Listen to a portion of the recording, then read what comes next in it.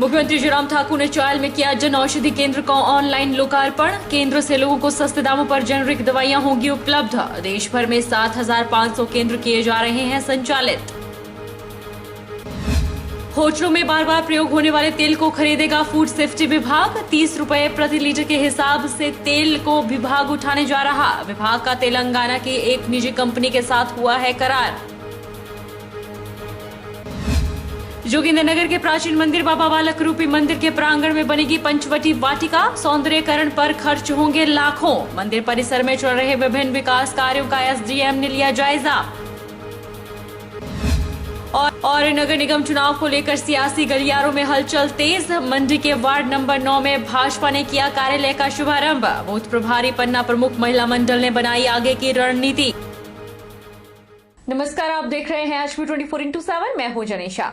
मुख्यमंत्री जयराम ठाकुर ने केंद्र सरकार की प्रधानमंत्री जन औषधि योजना के अंतर्गत सोलन जिला के चायल में जन औषधि केंद्र का ऑनलाइन शुभारंभ किया। मुख्यमंत्री ने कहा कि यह केंद्र क्षेत्र के लोगों को सस्ते दामों पर जेनेरिक दवाइयां उपलब्ध करवाने में महत्वपूर्ण भूमिका निभाएगा।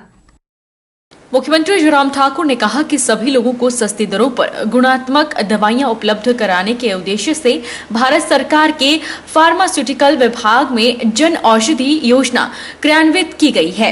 इन जन औषधि केंद्रों में दवाइयां और अन्य उपकरण प्रतिष्ठित फार्मास्यूटिकल कंपनियों से खरीदी गई हैं। वर्तमान में देश भर में 7,500 ऐसे केंद्र संचालित किए जा रहे हैं। मुख्यमंत्री ने कहा कि इस योजना के अंतर्गत जन औषधि केंद्रों के माध्यम से जेनेरिक दवाइयां, सर्जिकल और अन्य मेडिकल उपचार संबंधी उपभोग्य उपलब्ध करवाए जा रहे हैं। इन सभी दवाइयों और चिकित्सकीय उपकरणों के दाम बाजार में उपलब्ध दवाइयों और उपकरणों की तुलना में काफी कम है। और बहुत बड़ी जो है वो अच्छा एक जो है जिसको कह सकते हैं एक शुरुआत के रूप में लोग उत्साह के साथ ये जन औषधि केंद्र खोल रहे हैं, जहां एक तरफ से इसमें मरीजों को सस्ती दवाई देने की बात आती है, वहाँ दूसरी तरफ ये हमारे बहुत सारे लोगों को रोजगार भी उपलब्ध कराने में एक बहुत बड़ी भूमिका निभा रहा है। दवाई सस्ती मिलती है और सस्ती दवाई में फर्क इतना है कि जो दवाई जैसे उस दिन यहाँ जो कृष्णा जो शुगर की पेशेंट थी ठेउक से, वो अपनी बात कह रही थी, मुझे 5 और 6 हज़ार रुपये पर मंथ जो है वो खर्च करना पड़ता था, लेकिन जनऔषधि केंद्र खुलने के बाद मैं मेडिसिन वहाँ से लेती हूँ और वो 6,000 की मेडिसिन मुझे 800 रुपये में उपलब्ध होती है, 800 रुपये में मिलती है। तो कितना बहुत बड़ा अंतर है। और ऐसी स्थिति में उन्होंने इस बात को भी कहा कि अगर जनऔषधि केंद्र नहीं होता तो शायद वो अपना इलाज जो है उन दवाइयों के माध्यम से जारी रख पाती या नहीं रख पाती। नगर निगम सोलन चुनाव प्रभारी और कांग्रेस के विधायक राजेंद्र राणा ने प्रदेश सरकार पर तंज कसा है। उन्होंने कहा कि प्रदेश सरकार को स्वास्थ्य मंत्री डॉक्टर राजीव सैजल पर भरोसा नहीं है, इसलिए विधायक को प्रभारी और मंत्री को सह प्रभारी बनाया है, जिस वजह से राजनीतिक गलियारों में खुसफुसाहट शुरू हो गई है। ये तो मैं तो ये कहूंगा कि हालांकि ये मामला जो है ये भारतीय जनता पार्टी का अपना निजी मामला है, परंतु लोगों में जब से मैं जितने बार यहाँ सोलन में आया हूँ और बार बार मैं सोलन में आ रहा हूँ, चर्चा एक जरूर है कि लगता है कि सरकार को अपने मंत्री की परफॉर्मेंस पर भरोसा नहीं है, या मंत्री की परफॉर्मेंस जो है उस पर भरोसा ना होने के कारण ये साइड किया गया हो। ये तो बीजेपी ने तय करना है कि उनको मंत्री पर भरोसा है या नहीं है, कि और किसी पर भरोसा है, ये तो उनका निजी मामला है। परंतु एक मैसेज जरूर गया है कि मंत्री पर सरकार भरोसा। पांवटा साहिब के भाटिया पैलेस में भाजपा का 2 दिवसीय प्रशिक्षण शिविर संपन्न हो गया। समापन समारोह पर ऊर्जा मंत्री सुखराम चौधरी पहुंचे और पार्टी को मजबूत बनाने के लिए कार्यकर्ताओं को टिप्स दिए। उन्होंने कहा कि केंद्र और प्रदेश सरकार की योजनाओं से लोग लाभान्वित हो रहे हैं, जिसके परिणाम से नगर परिषद, पंचायत चुनाव और जिला परिषद में भाजपा का कब्जा रहा है। केंद्र और प्रदेश सरकार ने केंद्र ने पिछले 6 वर्ष में, प्रदेश सरकार ने पिछले 3 वर्ष में क्या काम किए, उनकी विस्तृत रूप से यहाँ चर्चा हुई। और पांवटा विधानसभा क्षेत्र में केंद्र और प्रदेश की सरकार के द्वारा क्या क्या काम किए हों उसका भी एक विषय रखा गया। संगठन को कैसे मजबूत करें, राजनीतिक प्रस्ताव पर चर्चा हुई और बहुत कार्यकर्ताओं ने बहुत गंभीरता से इस शिविर को लिया है। निश्चित रूप पे इस तरह के जब शिविर लगते हैं फिर उससे पार्टी को फायदा होता है, संगठन मजबूत होता है, संगठन और सरकार के बीच में जो सामंजस्य होना चाहिए वो तालमेल बैठता है। हिमाचल प्रदेश में नगर निगम चुनाव का बिगुल बज चुका है। अप्रैल महीने में होने वाले इन चुनाव को लेकर सियासी गलियारों में हलचल तेज हो गई है। चुनाव में जीत सुनिश्चित करने के लिए भाजपा ने हर वार्ड में कार्यालय खोलने शुरू कर दिए हैं। आज मंडी पैलेस कॉलोनी के वार्ड नंबर 9 में भाजपा ने कार्यालय का शुभारंभ किया। नगर निगम चुनाव में जीत सुनिश्चित करने के लिए भाजपा ने कमर कस ली है। आज मंडी के वार्ड नंबर 9 पैलेस कॉलोनी में जोगिंदरनगर भाजपा मंडलाध्यक्ष एवं वार्ड 9 के प्रभारी पंकज जम्वाल ने भाजपा कार्यालय का शुभारंभ किया। उन्होंने कहा कि मंडी नगर निगम के सभी 15 वार्ड में भगवा लहराए, इसको लेकर भाजपा कार्यकर्ताओं ने जी जान लगाना शुरू कर दी है। कार्यालय के शुभारंभ अवसर पर बूथ प्रभारी, पन्ना प्रमुख, महिला मंडल की महिलाओं ने भाग लिया और आगे की रणनीति तैयार की। जम्वाल ने बताया कि मंत्री रामलाल मार्कंडे वार्ड नंबर 9 में चुनाव कैंपेन को देखेंगे। शीर्ष नेतृत्व ने वार्ड नंबर 9 पैलेस कॉलोनी इसका मुझे प्रभारी नियुक्त किया है और इसमें आदरणीय हमारे मंत्री डॉक्टर रामलाल मार्कंडे जी इसका पूरा इलेक्शंस का यहाँ का पूरा कैंपेन देखेंगे इस वार्ड का। आज हमने वार्ड नंबर 9 में आज अपने जो चुनावी कार्यालय है उसका यहाँ पर मेरे द्वारा उद्घाटन खोला गया है।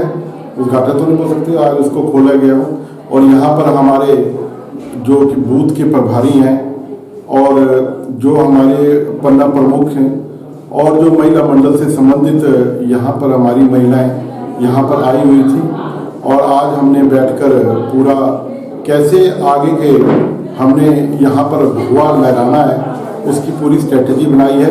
देश प्रदेश की जनता के मानो अच्छे दिन आ गए हैं। पेट्रोल डीजल की कीमतें पहले ही आसमां छू रही है।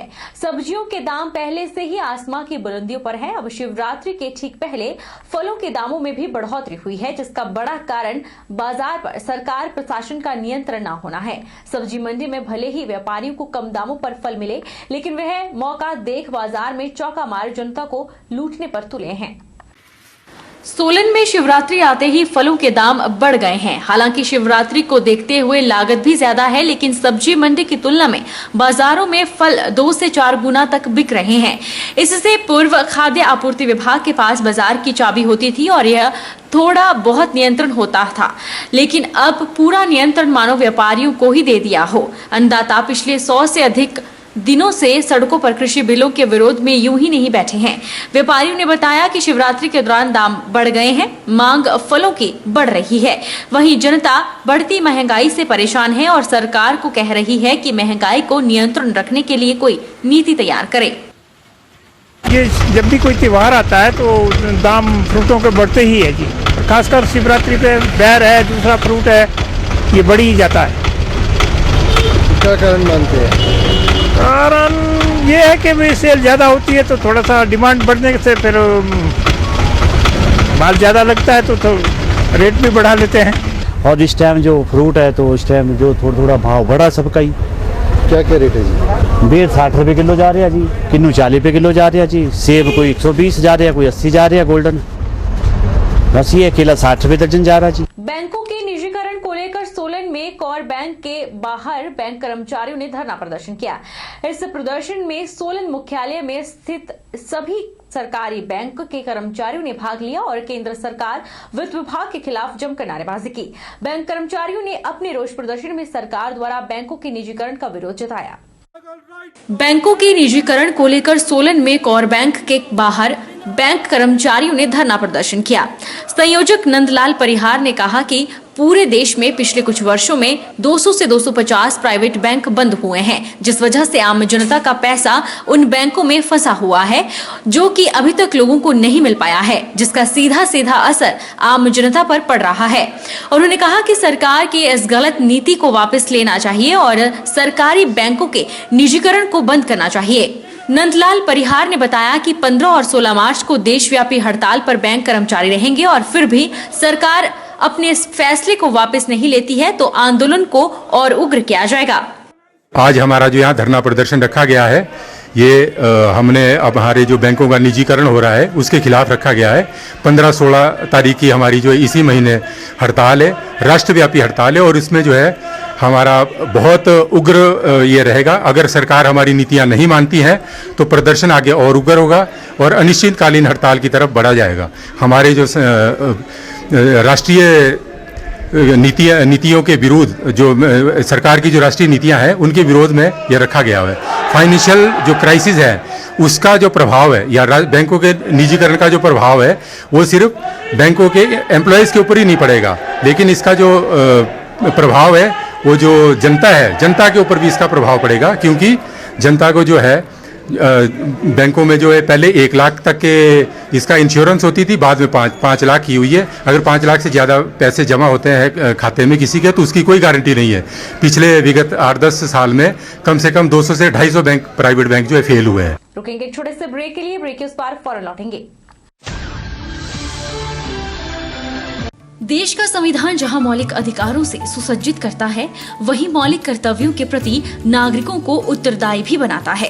संविधान का पालन, राष्ट्रध्वज और राष्ट्रगान का आदर, देश की संप्रभुता, एकता और अखंडता की रक्षा, 6 से 14 वर्ष के बच्चों की प्राथमिक शिक्षा मुहैया करवाना, सार्वजनिक संपत्ति की सुरक्षा, देश की गौरवशाली संस्कृति का संरक्षण, पर्यावरण की सुरक्षा एवं संवर्धन, समरसता और समानता की भावना का निर्माण, वैज्ञानिक दृष्टिकोण और ज्ञानार्जन की भावना का विकास करें, उत्कृष्टता के लिए सतत प्रयास, स्वतंत्रता के लिए राष्ट्रीय आंदोलन में अपनाए गए उच्च आदर्शों को संजोए रखें। देश की रक्षा करना हर भारतीय नागरिक का परम कर्तव्य है।